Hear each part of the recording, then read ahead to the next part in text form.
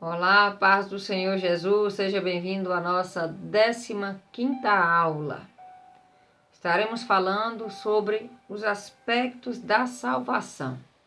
Amém? Texto base, João capítulo 3. Introdução. Nem todas as pessoas devem provar seu nascimento físico. Neste momento, há no mundo pessoas que não podem provar seu nascimento mediante documentos comprobatórios, o que lhe traz sérios embaraços em si, tratando de emprego, de estudos, de serviço militar, casamento, passaporte, enfim, direitos de toda espécie. Podemos provar teu nascimento físico? Sim. Se o teu nascimento for registrado em um livro competente em cartório de registro civil, nós podemos comprovar o nosso nascimento. Caso contrário, se você não tiver um registro de nascimento, sua carteira de identidade, um documento que registre dia, ano, até mesmo a hora, o lugar que você nasceu, se não tiver, não tem como provar sua existência na Terra. Alguns direitos não poderão ser exercidos.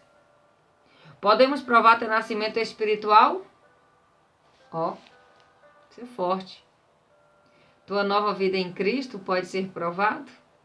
Veremos agora os aspectos da nossa salvação. Evidências da salvação interna e externa. Interna, vamos ver aqui.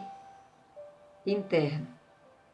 O testemunho do Espírito Santo para com o nosso espírito. Romanos 8, 16. Vamos ver Romanos 8, 16. Glória a Deus.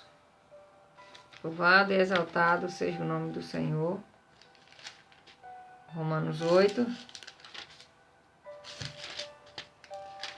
16 nos diz: o mesmo Espírito testifica com o nosso espírito que somos filhos de Deus. É por isso que quando nós encontramos outras pessoas, outros filhos de Deus, nós sentimos algo diferente. Sentimos. E assim, da mesma forma, quando em determinadas situações nós nos deparamos com pessoas que não servem a Deus, o Espírito de Deus nos fala. Sentimos algo estranho. E quando a pessoa é da parte de Deus, sentimos um gozo, uma alegria, uma conexão. Porque Ele fala comigo, fala contigo, Ele não nos deixa enganado. Aleluia. Se une com o nosso espírito para testificar que somos filhos de Deus. Quando nós estamos orando e aprofundamos na oração, sentimos aquela vontade de chorar só de ouvir um louvor na igreja. A nossa alma sente algo diferente. O nosso espírito sente uma alegria, como se estivesse em casa, na presença real do nosso Pai. E o nosso espírito se derrama na presença dEle. Aleluia. Quando somos da verdade, aleluia, o testemunho da nossa consciência, do nosso coração. 1 João 3, 19. 1 João 3, 19 diz: e nisto conhecemos que somos da verdade, e diante dele asseguramos o nosso coração. Aleluia. Teu 21. sabendo que, se o nosso coração nos condena, maior é Deus do que o nosso coração e conhece todas as coisas. Amado, se o nosso coração não nos condena, temos confiança para com Deus. Quando somos da verdade, haverá tranquilidade. Se é o Espírito de Deus que habita em ti, haverá tranquilidade, confiança e calma em nosso interior. Aquilo que é de Deus nos traz paz. Quando você sente paz em um sonho, você sente tranquilidade. É o Espírito de Deus comunicando com o seu, lhe trazendo paz que você deve confiar. O testemunho da nossa aversão ao pecado. Capítulo 3, versículo 9. Qualquer que é nascido de Deus não comete pecado. Não comete pecado. Aquele que é nascido de Deus. Porque a sua semente permanece nele, porque a palavra permanece. E não pode pecar, porque é nascido de Deus. Eu conheci a verdade e o caminho, conheci a vida. Como é que eu vou pecar se eu passei a ser filha de Deus, se ele me adotou, me aceitou na família dele como filha? Quando uma pessoa peca, é porque ele já estava caído. É porque já estava caído. Ninguém cai porque pecou. Ninguém cai porque pecou. Peca porque já estava caído. Então, no momento do pecado, deixou de ser filho de Deus. Isaías 59, versículo 2, diz que as mãos do Senhor, versículo 1 e 2 diz que as mãos do Senhor não estão encolhidas para que não possa ajudar, os ouvidos não estão agravados, para que não possa ouvir. Mas, aí sim, o versículo 2, mas as vossas iniquidades faz separação entre vós e Deus. Ele tapa os olhos para que não veja. Você vê, o pecado faz divisão, afasta a pessoa de Deus. Não é Deus que se afasta. A pessoa tem livre-arbítrio. Se ela escolher pecar, ela está escolhendo deixar de ser filho de Deus. E quem escolhe se afastar de Deus por causa do pecado, ela deixa de ser filho. Deixa de ser filho, nem que for por aquele momento, nem que ela se arrepende lá e volta como filho pródigo, mas naquele momento do pecado deixou de ser filho. Vamos lá. Aí vemos que a criatura, que a criatura salva não tem mais prazer nas práticas antigas, pois agora tem a natureza divina. Então, a pessoa que tem aversão ao pecado, que tem nojo do pecado, que se afasta do pecado, ela é uma nova criatura. Ela deixou aquelas primeiras práticas malignas do mundo e passou a ter uma natureza divina. Não gosta do pecado, odeia o mal, se afasta da aparência do mal, tira o mal diante dos olhos. Amém? Vamos ver aqui externa. Os aspectos, as evidências externas. Vimos as internas, que é lá de dentro, que o Espírito Santo habita aqui, comunica com nós, e nós temos nojo do pecado, aversão ao pecado. Agora vamos ver as externas. O tratamento começa de dentro para fora. Quando você se convence de que o pecado te afasta de Deus, você não quer mais ele, quer Jesus. É o tratamento. Agora vamos ver o tratamento de fora.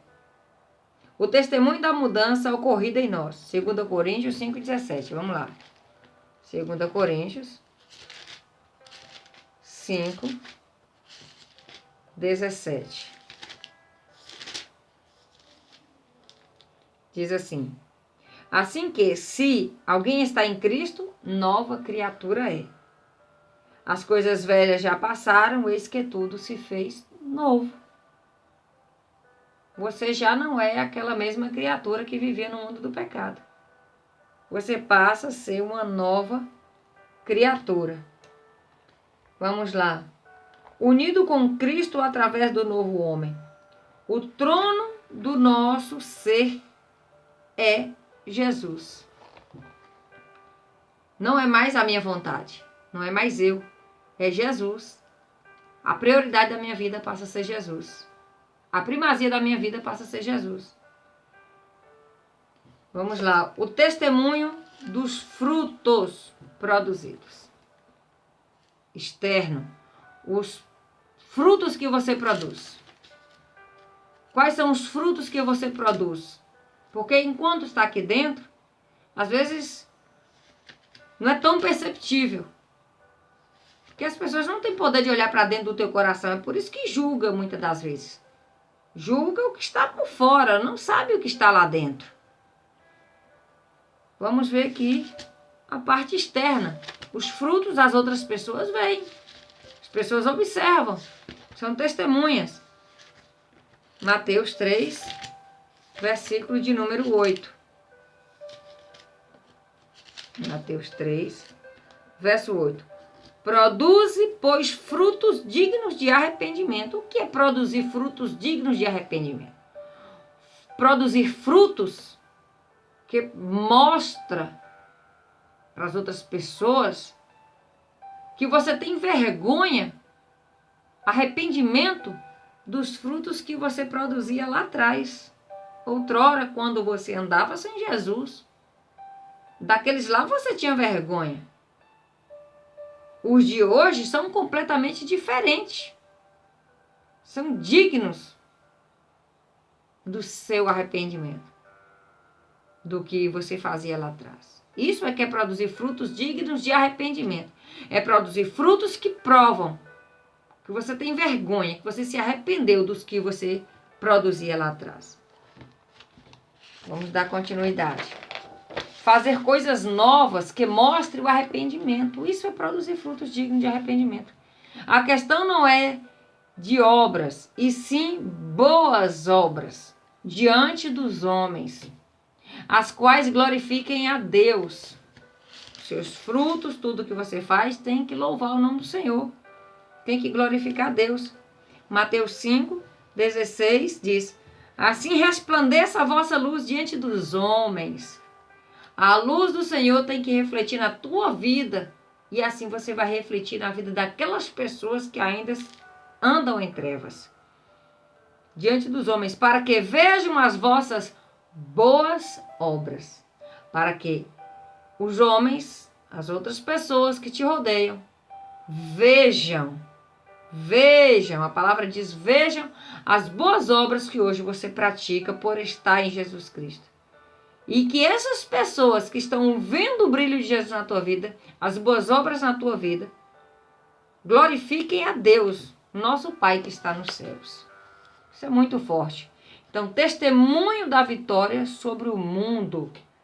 Testemunho que mostra que você venceu o mundo do pecado, que você venceu aquele sofrimento, aquele tempo de humilhação, aquele tempo que era instrumento do inimigo. Que você é um vencedor vitorioso em Cristo. Seu testemunho tem que mostrar isso. Que hoje você é diferente. Que as suas opiniões são diferentes. Que hoje você tem um posicionamento. Que hoje você tem uma conduta digna de filho de Deus. Vamos lá. A fé salvadora praticada pelo novo homem. Através de Jesus, o crente vence o mundo. O que é que vence o mundo? A vossa fé. A sua fé vence o mundo. Fé em Deus, que muda história. Fé em Jesus Cristo, que é o caminho, a verdade e a vida, que transforma vidas, muda histórias. O que é salvação? O que é a salvação? É o resultado da morte expiatória de Jesus Cristo na cruz do Calvário. Essa é a salvação. Ele morreu por mim e por você, pelos nossos pecados, para que hoje nós possamos nos arrepender e obter o perdão de Deus através de Jesus Cristo. Porque Jesus também é perdoador, ele perdoa nossas falhas. Que livra o homem da condenação eterna, causada pelo nosso pecado. Porque o pecado condena o homem. O pecado lança o homem no inferno.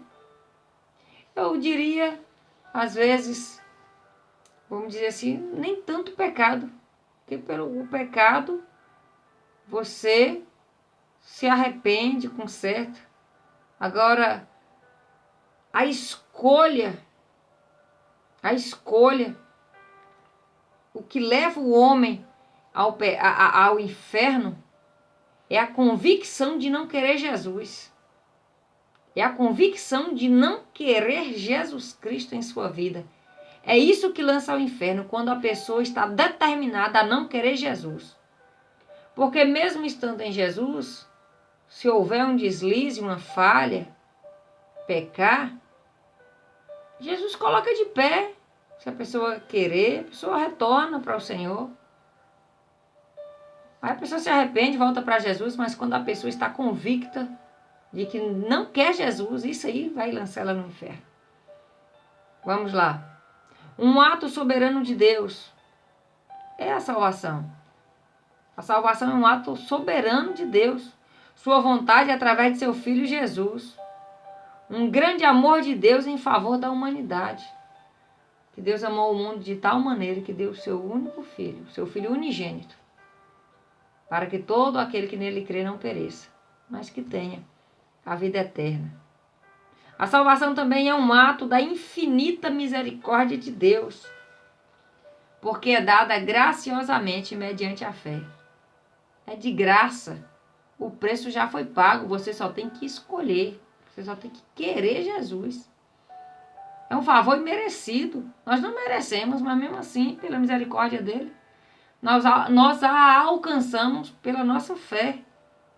E não através dos nossos próprios méritos. Nós não temos obras boas para que sejamos salvos por ela. Não, nós somos muito falhos. Então, tudo que nós fizermos de bom em obras ainda é pouco. E por elas nós não recebemos a nossa salvação, porque isso é uma obrigação de uma pessoa regenerada. E praticar boas obras é a obrigação de uma pessoa transformada. De uma pessoa que agora é nova criatura em Cristo, por tê-lo aceitado. Porque custou um alto preço, preço de sangue. E não foi um sangue qualquer, foi o sangue de Jesus Cristo. Amém? Essa foi a nossa 15ª aula, falando sobre os aspectos da salvação. Amém? Até a nossa próxima aula. Fique na paz do Senhor Jesus.